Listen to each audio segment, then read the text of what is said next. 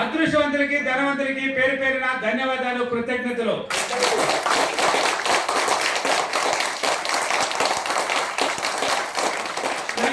Thank you. నా క్లాసులు విజయవాడ, రాజమండ్రి, వైజాగ్, హైదరాబాద్, కర్నూలు, అనంతపూర్, తిరుపతి, బెంగళూరు, ఒంగోలు అన్ని సిటీలో ఉన్నాయి. కష్టాలు, బాధలు, అప్పులు, భార్యాభర్తల అనుబంధం, పిల్లలకి సంతానం లేదా, చదువులు బాగా చదివించాలన్నా, ఉద్యోగాలు రావాలన్నా, ఏదైనా కుటుంబంలో ఏ నుంచి జడ్డ వారికి, మానవుడు పుట్టినప్పటి నుంచి చనిపోయే వారికి మనం ఎలా ఉండాలి, ఏం చేస్తే మన జీవితాలు బాగుపడతాయి. అప్పు అప్పు అప్పు అని అప్పులు కూరిపోయి అప్పుల గురించి ఆలోచించి అప్పుల్లో బాధపడిపోతున్నారు. అప్పు అంటే నిప్పండి. మీరు అప్పులే ఆలోచిస్తారు.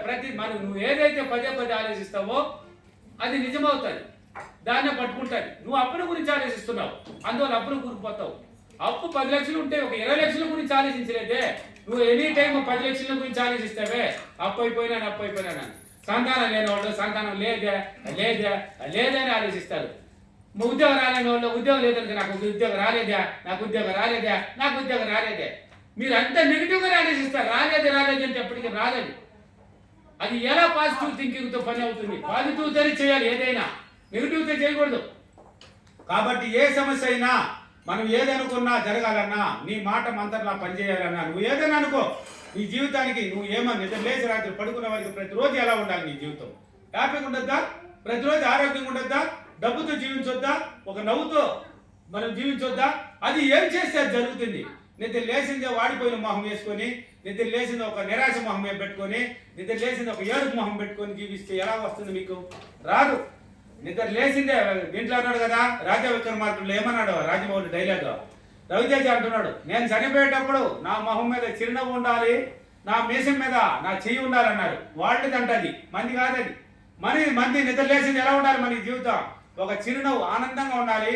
మన చేతిలో డబ్బు ఉండాలి. డబ్బు ఉంటేనండి నిద్ర లేచి రాత్రి పడుకునే వారికి మానవుడి జీవితం డబ్బుతో ముడిపడి ఉంది.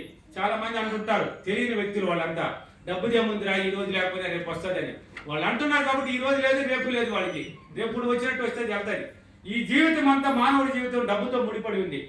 డబ్బు లేనిది ఏం పీకలేమో, డబ్బు లేనిది ఏ మతింపు లేదు, డబ్బు లేనిదే గౌరవం లేదు, డబ్బు లేనిదే మర్యాద లేదు, డబ్బు లేనిదే పలకరింపు కూడా ఉండదు. నీ బంధువులు కూడా పలకరించదు, నీ చుట్టూ ఉన్న వాళ్ళు కూడా. అదే డబ్బు ఉంటే నువ్వు కూర్చున్న చోటికి నీ దగ్గరికి అన్ని వస్తాయి.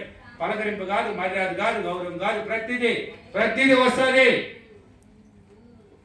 అనేదే ఏమీ లేదు. జీవితం అంతా డబ్బుతో ముడిపడి ఉంది. కాబట్టి డబ్బును ఈజీగా సంపాదించుకోవచ్చు. కష్టపడితే ఏమొస్తుందండి? కష్టం వస్తుంది. ప్రతి మానవుడు ఒకే విధంగా ఆలోచించలేడు. కాబట్టి వాళ్ళ జీవితాలు రకరకాలుగా ఉన్నాయి. ఈ వేళ్ళన్నీ సమానంగా లేవు. ఉన్నతంగా ఆలోచించే వాళ్ళకి ఉన్నత జీవితం ఉంది, తక్కువ ఆలోచించే వాళ్ళకి తక్కువ జీవితం ఉంది. ఆలోచన విధానాన్ని మారిస్తే మన జీవితాలను మార్చేస్తుంది.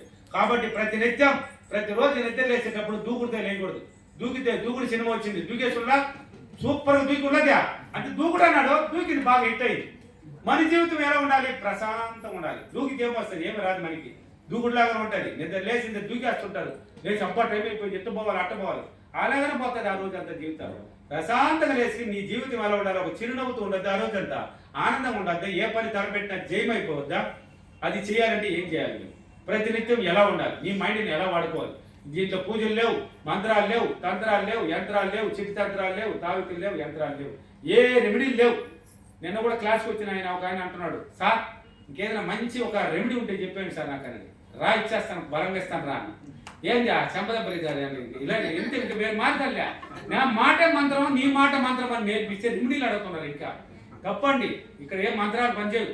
ఆ సబ్జెక్ట్ అంతా వేరే, పూజల తంత్రాలు అది వేరే. మంది వచ్చి నీ మాటే మంత్రం, నువ్వు ఏమనుకున్నా నువ్వు ఏం చెప్పినా జరగాలి.